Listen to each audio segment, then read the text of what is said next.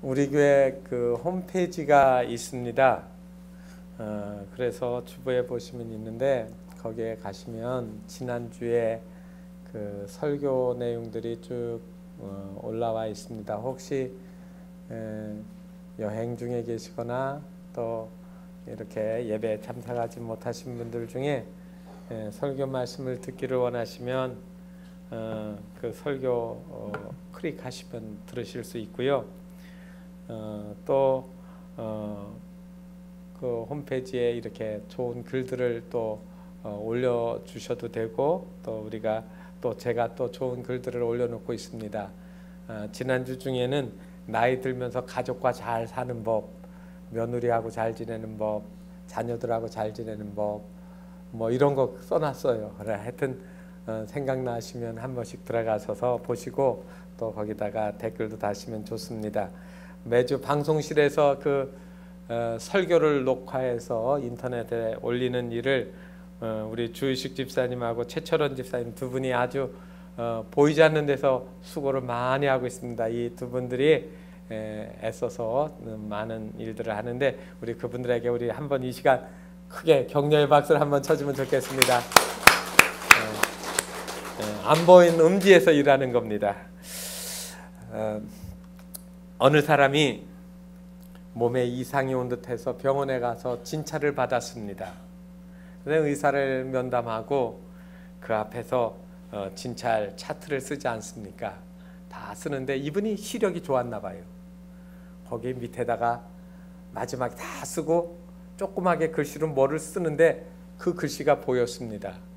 우리 교회에 의사들이 3분이나 있어가지고 제가 말하기가 그런데요, 소근암 이렇게 썼습니다. 아마 우리 장로님도 모르시는 병일 거예요. 그랬더니 이 환자가 그 글씨를 보고 깜짝 놀랐습니다. 내가 암에 걸렸구나. 그래서 선생님, 제 병은 어떤 것이지요? 하고 물었더니 의사 선생님이 차트를 딱 덮어놓고 걱정하실 거 없습니다. 집에 가서 휴식 취하시고 잘 드시면 금방 날 겁니다. 그랬어요. 순간 이 환자는 이 의사가 자기한테 거짓말한다고 생각했습니다. 그래서 집으로 돌아와 가지고 고민에 빠지기 시작했습니다. 내가 암에 걸렸으니까 이제 희망이 없다. 집에 가서 편히 쉬고 먹기나 잘하라고 하는 거 보니까 얼마 못 살까 보다 걱정하기 시작했습니다. 자기가 소금암 환자인데 언제 죽을지 모른다는 심각한 것 때문에 밤에 잠 못 이루다가 차라리 암이 전이돼서 내가 죽느니 미리 죽어버릴까, 자살까지 생각을 하고 번민하다가 한 열흘을 지난 후에 다시 의사를 찾아갔습니다. 초조하고 초췌한 모습으로 진지하게 얘기합니다. 선생님, 괜찮습니다. 사실대로 말씀해 주세요. 제가 사실은 선생님이 거기다 쓸 때 제가 봤더니 쓰시는 걸 봤습니다. 소근암이라고 쓰셨는데 이게 무슨 암입니까? 의사가 넋을 잃고 한참 쳐다보더니 그리고 이렇게 말합니다. 그거 제 이름인데요. 소씨에다가 이름이 근암이에요. 이 사람은 하지 않아도 될 걱정을 며칠 몇 날을 아주 말할 수 없는 고통 중에 있었던 것이죠. 사람의 마음이라고 하는 것은 우리가 생각할 수 없는 많은 일들이 일어나는 것 같습니다. 여러분, 햇빛을 받으면 진흙은 어떻게 됩니까? 딱딱하게 굳어가지고 나중에 갈기갈기 쪼개지잖아요. 그런데 똑같은 햇빛을 받는데 초콜릿을 갖다가 태양볕에다가 놔둬보세요. 물처럼 녹아집니다. 물처럼 녹아집니다. 여러분, 태양이 비치는 것에 따라서 변화되어지는 것은 그 사람 속에 무엇이 있느냐에 따라서 달라지게 마련입니다. 어떤 사람은 하나님의 말씀을 듣고 어려움을 잘 이기는 사람이 있고, 어떤 사람은 그 어려움 속에서 스스로 자기가 자포자기하고 절망에 빠지고 죽어버리는 사람도 있습니다.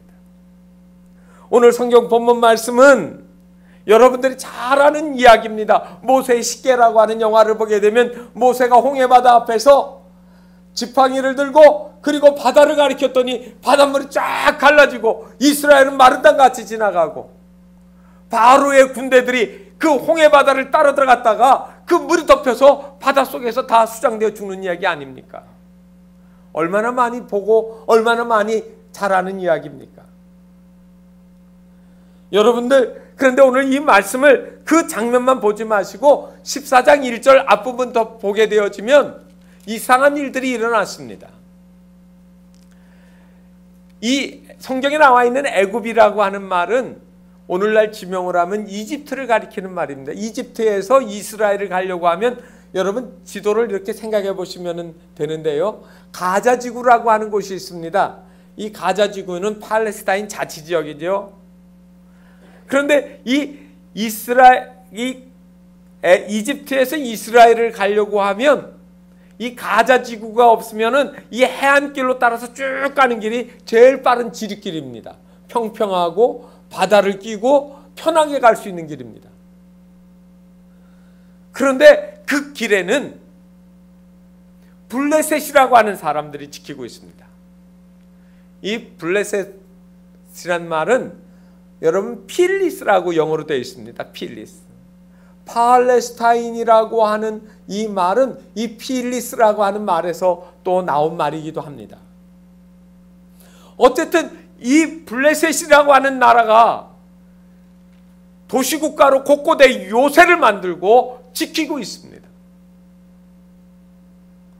또 하나 길이 있습니다. 그것은 목자의 길입니다. 목자의 길. 이집트에서부터 부엘세바까지 이어지는 그 도로가 있는데, 그 도로는 주로 목자들이 양떼를 이끌고 지나다니는 통로길입니다. 그리고 또 하나는 저 지중해 동쪽, 그러니까 오늘날 말하면 이집트와 이스라엘 그리고 요르단 이 세 나라가 함께 공유하고 있는 그 맨 끄트머리 그 바다가 있습니다. 바로 거기에서는 무역을 하는 대상들이 왔다 갔다 하는 길입니다. 그러니까 이스라엘 가나안 땅, 젖과 꿀이 흐르는 땅을 가려고 하면 어떻게 가야 되겠습니까? 제일 편하게 가려고 하면 지중해 해안길을 가든지 아니면 조금 돌아가면 저 부엘세바나 또 동쪽으로 가다가 북쪽으로 올라가면 어쨌든 가는 길은 만나게 마련입니다. 그런데 마치 서울을 가는데 말이죠. 호남고속도로를 타고 경부고속도로를 타고 서울로 가는 길이 있고 88고속도로를 타고 대구로 해서 올라가는 길이 있을 것이고, 조금 더 아래로 가면 남해고속도로를 타고 부산 거쳐가지고 올라가는 방법도 있어요. 그렇게 가야 맞습니다. 그런데 하나님이 갑자기 이스라엘 백성을 구름기둥과 불기둥으로 끌고 가시더니 어디로 끌고 가는가 하면 남쪽으로 끌고 가는 겁니다. 요즘으로 말하면 서울 간다고 하더니 저 목포 쪽으로 끌고 내려가는 거예요. 여수나 목포 쪽. 도대체 이해할 수가 없어요. 하나님이 인도하시기 때문에 이스라엘 백성들이 여전히 그 말씀대로 순종하고 따라가고 있습니다. 그러더니 딱 하나님이 어디다가 끌어다 놓으시는가 하면 지중해변에다가 홍해 바닷가 앞에다가 딱 세워놨습니다. 앞으로 갈 길이 없습니다. 좌우로도 막혀 있고 그리고 앞에는 바다가 있습니다. 그런데 설상가상으로 바로가 군대들을 이끌고 자기들이 억울하게 놓친 이 이스라엘 사람들을 다시 잡아가겠다고 군대들을 거느리고 뒤에서 쫓아오고 있습니다. 사자성어로 사면초가, 또 진퇴양난이라고 할 수 있습니다. 어떻게 할 수가 없습니다. 생각해 보십시오. 성경 말씀해 보게 되어지면 바로가 군대들을 데리고 오는데 14장 7절에 이렇게 얘기합니다. 선발된 병거 600대와 애굽의 모든 병기를 동원하니 뒤관들이 다 거느렸더라. 병거가 600대라고요. 옛날에 걸어다니며 싸울 때 마치 병거와 같이 앞에는 말이 끌고 뒤에는 사람들이 타서 쏜살같이 달리면서 적을 공격하고 화살을 쏘기도 하고 칼을 쓰기도 하고, 병거가 600대가 동원이 됐습니다. 요즘 말로 하면 탱크 부대, 기갑 부대와 같이 막강한 힘을 가진 이 군대들이 지금 몰려들고 있는 겁니다. 이스라엘이 할 수 있는 거는 바다에 빠져 죽든지 아니면 다시 노예로 처참하게 끌려가서 혹사당하다가 죽든지 둘 중에 하나예요. 바로 그래서 오늘 가장 큰 어려움, 절망, 위기 가운데 있는 이 이스라엘을 향하여서 하나님이 하시는 일들이 무엇인가 하는 이야기입니다. 내용을 잘 아십니다. 하나님이 모세를 통하여 홍해가 갈라지게 했는데 그 갈라진 홍해로 저들의 절망이 어떻게 됐습니까? 생명의 길이 되어졌습니다. 살아났습니다. 애굽의 군대들은 따라 들어왔다가 저들은 똑같은 길인데 죽음이기도 합니다. 그렇습니다. 우리의 마음속에 똑같은 바다가 있습니다.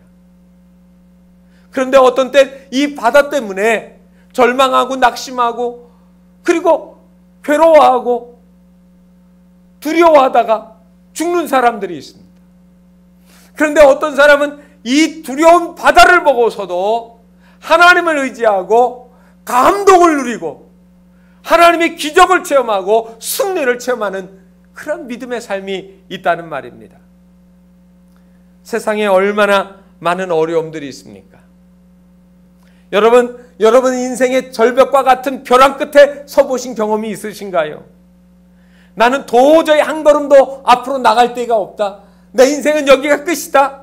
나는 여기에서 이제 다 끝났다라고 생각하지 않습니까? 여러분 그럴 때 여러분 하나님이 인도하셨는데 왜 이렇게 되었는가 여러분 생각하시죠? 왜 하나님 뜻대로 내가 예배도 드리고 기도도 하고 믿음으로 살려고 애쓰고 어려운 일을 도와주고 복음 전하는 일에도 열심을 품었는데 왜 내 인생이 이렇게 어려워졌는가? 여러분 그러할 때 여러분 생각하셔야 될 것이 있습니다. 내가 하나님의 뜻을 따라서 순종하며 살아왔는데 하나님이 나를 벼랑 끝에 세웠다. 그럴 때 여러분 이렇게 얘기하셔야 됩니다. 숨겨진 하나님의 뜻이 있다. 따라서 해봅시다. 숨겨진 하나님의 뜻이 있다. 그렇습니다. 하나님의 뜻이 있습니다. 그 순간에는 답답하고 어렵고 힘들지만 숨겨진 하나님의 뜻이 있어요. 나는 순종했는데 내 상황이 넉넉하지 못해요. 잘 안 되어 갑니다. 그런데 그 속에 하나님의 뜻이 있습니다. 지금 바로가 쫓아오는데 그냥 쫓아오는 거 아닙니다. 무장을 하고 쫓아옵니다. 그러면서 막 소리치며 따라옵니다. 뭐라고 합니까? 너 죽었다. 내 인생은 끝이다. 니들은 나한테 죽었다. 그러면서 내 인생이 끝이라고 외치며 쫓아오는 겁니다. 바로가 가까이 올 때 저들은 그 소리를 듣지는 못했지만 이미 다 알고 있습니다. 죽음이 다가오는구나. 심리학자들의 설명 가운데 보면 인간의 마음속에 포비아라고 하는 게 있습니다. 이 포비아는 두려움을 표현하는 말인데 이거를 분류를 해보니까 포비아가 75가지 정도가 있대요. 이게 크게 덩어리를 나눠서 얘기했겠죠. 그래서 이 포비아라고 하는 이 두려운 마음이 사람의 마음을 점령하게 되어지면 인간관계가 깨져요. 사람을 똑바로 안 봐요. 그리고 피해망상증에도 걸리고 근심에도 빠지게 되고 스트레스도 받게 되고 불안감이 생기고 염려가 생겨서 이것 때문에 그 다음에는 각종 질병이 몸속에 생겨나게 된다는 말이죠. 두려움은 사람을 더 망하게 만들어 놓습니다. 여러분 동네 앞을 지나가다 보면 동네 개가 유난히 짖을 때가 있답니다. 그런데 여러분 강아지들을 이렇게 보면 어른들한테는 안 짖어서요. 꼭 누구한테 짖습니까? 어린애들한테 따라다니며 짖어요. 그래서 저는 그게 좀 이상했는데 동물학자들이 이렇게 얘기하는 거 보니까 개들은 청각이 예민해집니다. 그래서 주인이 멀리에서 오기만 해도 발자국을 통해서 주인의 발자국인지 도둑의 발자국인지 낯선 사람, 이거 구분해거든요. 그런데 어른들은 강아지를 봐도 두렵지가 않잖아요. 그러니까 태연하게 걸어가요. 그런데 어린아이들은 강아지를 보면 두려움이 생기니까 심장 박동수가 막 빨라진답니다. 숨소리가 거칠어지고 두려워지면. 그런데 이거 강아지가 들어요. 저것이 나를 무서워하는구나 그래가지고 만만하게 놀려주느냐고요. 강아지가 쫓아다니며 짖는 거예요. 제가 서울에서 아현교회에서 부목사 마치고 강화읍내에 교회를 개척하러 갔습니다. 교회에서 이제 교회를 세우게 되고, 이제 저는 이제 가서 짓는 동안에 있게 되어지는데, 그래서 동네 한쪽에 이제 사택을 얻었습니다. 세를 얻어가지고 교회까지 가는데 한 200~300m 되는가 봐요. 그런데 이 교회를 가려고 하면, 우리 그때 이제 아들이 3살 정도 됐는데 말이죠. 3살, 4살 됐는데, 이렇게 가는 길에 보면 큰 개들은 그래도 묶여있는데 작은 강아지들이 많이 돌아다녀요. 그런데 강아지들이 제 아들을 보고 이게 짖는 겁니다. 그러면 강아지가 저 앞에 있으면 앞에 와 가다가 갑자기 제 바디 뒤로 숨어요. 딱 숨어가지고 안 가려고 합니다. 그래서 괜찮아, 아빠가 있으니까 괜찮아, 가자. 그러면 이제 가긴 가는데 겁에 질려서 갑니다. 그런데 쫓아주지요. 그래서 어느 날 제가 아들에게 말했습니다. 너 강아지가 무섭냐? 네. 그런데 너 하나님 믿지? 그랬더니 네. 너는 그러면 생각을 해봐라. 하나님이 힘이 세시겠냐? 강아지가 힘이 세겠니? 가만히 있다. 하나님이 더 힘이 세시대요. 너 주일학교에서 노래 부르지? 무슨 노래 부르니?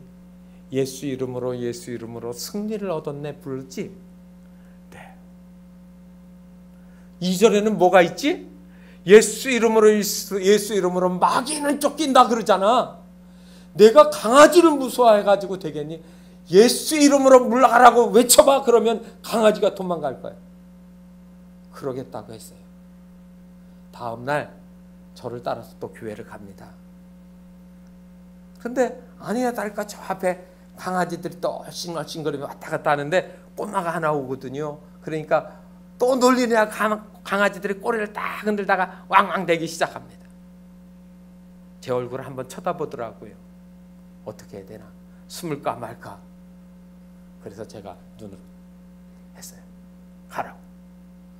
그랬더니 딱 하더니 주먹을 갑자기 탁 예수 이름으로 물러가라! 그리고 강아지를 쫓아가기 시작하는 거예요.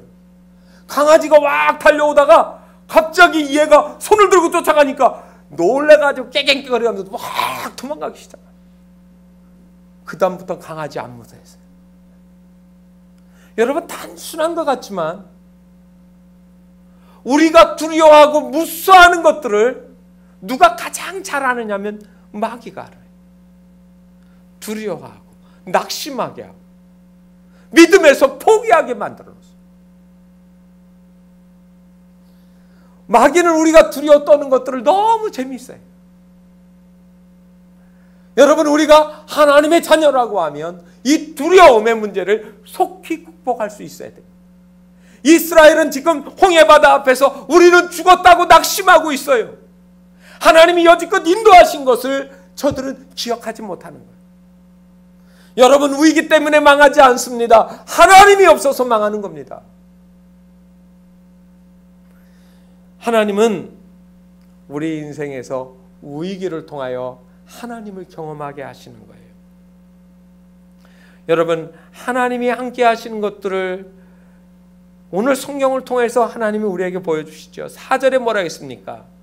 그가 바로의 병거와 그의 군대를 바다에 던지시니 최고의 지휘관들이 홍해에 잠겼고 깊은 물이 그들을 덮으니 그들이 돌처럼 깊음 속에 가라앉았도다. 이 말을 듣게 하려고 하나님이 너희들을 홍해로 인도했다 이 말입니다. 성경에 보면 에스더라고 하는 책이 나옵니다. 이 에스더는 사실은 성경으로 분류되어지기가 어려워가지고 많은 학자들이 모여가지고 그리고 논란을 하고 기도를 하다가 맨 나중에 정경으로 구분된 책입니다. 여러분, 이 에스더서를 읽어보면 성령님, 예수님 그런 거 말고요, 하나님이라는 말이 한 번도 안 나옵니다. 여호와 하나님이라는 말이 에스더서에 한 번도 안 나와요. 그런데 에스더를 놓고 성경학자들이 하나님 앞에 간절히 기도할 때 하나님의 음성을 듣습니다. 뭐냐면 이 에스더에는 하나님이라는 말씀이, 단어가 한 번도 안 나오지만 가장 강력하게 하나님이 관여하신 것을 보여주고 있어요. 역사를 몰아가시는 하나님의 손맛을 우리가 알 수 있다는 말입니다. 하만이라고 하는 사람이 이스라엘 사람들을, 유대인들을 다 죽이려고 계획을 세워놨는데, 그리고 이스라엘의 지도자 모르드게를 죽이려고 자기 집 마당에다가 큰 기둥을 세워놓고 날짜를 잡아놓고 기다리고 있는데 하나님이 대반전을 일으켜요. 그래서 모르드게를 죽이려고 했던 장대에 하만이 매달리고 이스라엘 유대인들을 죽이려고 했던 사람들이 거꾸로 죽게 되어지는 일들이죠. 여러분, 이게 우리가 당하는 위기 가운데 하나님이 주시는 응답이에요. 하나님을 믿는 사람들에게는 하나님이 우리를 지켜주시는 것과 보호하시는 것에 대한 산 증거들이 나타나는 것이지요. 노련한 뱃사공들은 바람이 불면 그 바람을 이용해서 항해하는 법을 압니다. 그러나 서투른 사람은 바람이 불면 배를 못하겠다고 이야기합니다. 오늘 여러분 인생에 홍해와 같이 넘실대는 바다가 있을 때 여러분 낙심하고 길이 없다고 하지 마세요. 하나님은 바닷속에 길을 만들어 가지고 계시는 겁니다. 단지 우리 눈에 바닷물만 보이는 것이지 하나님이 준비하신 길이 보이지 않기 때문에 없는 것이 아니라는 말입니다. 이스라엘 백성들은 오늘 성경에 보면 10절에도 두려움이란 말이 나오고 14절에도 두려움에 대한 이야기가 나옵니다. 그런데 이 두려움이라고 하는 것들은 하나님을 경외하지 못할 때, 하나님을 신뢰하지 못할 때 나타나는 현상입니다. 미국의 루즈벨트 대통령은 이런 말을 했습니다. 문제를 문제시하는 그것이 문제다. 여러분, 문제는 풀리려고 있는 겁니다. 문제를 만들어 놓으면 그 문제는 풀려지려고 있는 것이지 그거 풀지 못하게 있는 문제는 없어요. 선생님들이 학교에서 시험 문제를 낼 때는 풀려질 수 있는 문제이기 때문에 만들어내는 거예요. 하나님이 우리에게 문제를 던져주실 때는 그 문제를 통하여 우리에게 유익되게 하시려고 문제를 만드시는 거예요. 그러므로 여러분, 문제를 가지고 씨름하는 법을 알아야 됩니다. 저는 어려서 그 팽이 놀이를 많이 했어요. 요즘 아이들은 뭐 태압을 감아가지고 탁 누르면 떨어져 나가는데 옛날엔 그런 거 없으니까 나무를 깎은 데다가 구슬이 박힌 건데 그 얼음판에 가가지고 그 팽이를 돌립니다. 그런데 이 팽이를 돌릴 때 이게 줄에 감았다가 팽이채가 있잖아요. 이렇게 해서 탁 던져가지고 서로 부딪히게 해가지고 싸움도 하고, 그래서 누가 오래 돌아가는지 뭐 그런 게임하고 그러는데, 이게 한참을 돌아가다 보면 어떤 때는 팽이가 쓰러지려고 그래요. 그러면 어떻게 해야 됩니까? 팽이채가 있어요. 그거로 탁탁 치면 그게 맞아가지고 이번에는 잘 돌아갑니다. 더 잘 돌아갑니다. 여러분, 우리 인생이 비틀거리고 힘들 때 하나님의 채찍이 있어요. 그 채찍은 우리를 망하게 하는 채찍이 아니라 시련을 통하여 연단하고 더 강하게 잘 돌아가게, 믿음에서 흔들리지 않게 경험하게 만드는 거예요. 하나님의 말씀의 채찍이 있습니다. 기도의 채찍이 있습니다. 찬송의 채찍이 있습니다. 여러분들이 어려울 때 기도하고 찬송하고 말씀 보고 하나님 앞에 나와서 엎드릴 때 여러분 인생이 잘 돌아가는 겁니다. 그러므로 낙심하지 말고 하나님께로 나오셔야 된다는 말입니다. 모세가 하나님 앞에 기도하기 시작했습니다. 하나님 아버지, 이 백성을 어떻게 하오리까? 예? 하나님 앞에 낙심하고 절망한 백성들을 왜 기도했더니 하나님이 이렇게 얘기합니다. 너는 어찌하여 내게 부르짖느냐? 이스라엘 자손에게 명령하여 앞으로 나가라 그라. 예? 바다가 있는데 어떻게 나가요? 하나님이 하신 말씀이 있어요. 지팡이를 들고 바다 위를 가르치라. 내 손을 내밀어서. 여러분, 모세가 들은 지팡이는 하나님의 말씀의 지팡이, 하나님 능력의 지팡이에요. 여러분, 모세가 들고 있던 지팡이는 본래 미디안에서 뭐 하던 지팡이입니까? 양치던 지팡이였는데 그 지팡이를 들고 하나님의 명령대로 순종했더니 놀라운 일들이 일어났습니다. 지팡이를 하나님이 던지라고 해서 던졌더니 지팡이가 뭐가 되든가요? 독사뱀이 됐어요. 그런데 하나님이 모세에게 뭐라고 하는가 하면 그 뱀이 되었는 지팡이가 뱀이 되어 있는데 그 뱀에 뭐를 잡으라고 하냐면 꼬리를 잡으라고 그래요. 뱀꾼 있습니까? 우리에게는 뱀꾼은 없을 거예요. 뱀꾼들이 뱀을 잡을 때 머리를 잡습니다. 꼬리는 안 잡아요. 꼬리는 아무리 몸을 감싸도 해롭지가 않아요. 그런데 뱀의 머리에는 이 날카로운 이를 통해서 독이 나옵니다. 꼬리를 잡으면 어떻게 하겠어요? 뱀이 본능적으로 머리를 탁 틀어가지고 물은 손을 잡든지 목을 물든지 공격을 할 거 아닙니까? 죽는 거예요. 성경을 보세요. 하나님이 뱀의 꼬리를 잡으라고 했더니 모세가 말씀에 순종해서 뱀의 꼬리를 잡습니다. 순종했더니 어떻게 됐습니까? 죽었던가요? 죽어야 될 모세가 살아나는 거예요. 다시 지팡이가 되는데 그 다음부터 그 지팡이는 무슨 지팡이인가 하면 하나님의 능력의 지팡이, 하나님의 임재의 상징이에요. 하나님이 동행해 주시는 상징이란 말입니다.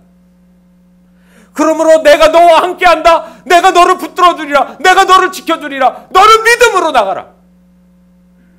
여러분, 내 안에 계신 주님, 나와 함께 하시는 하나님, 나를 지켜주시는 주님을 여러분들이 신뢰하고 믿으시기를 바랍니다. 하나님이 여러분들을 망하게 버려두지 않습니다. 믿음으로 사는 사람들은 하나님의 위로와 승리를 경험하게 되어집니다. 저들에게 놀라운 일들이 벌어졌습니다.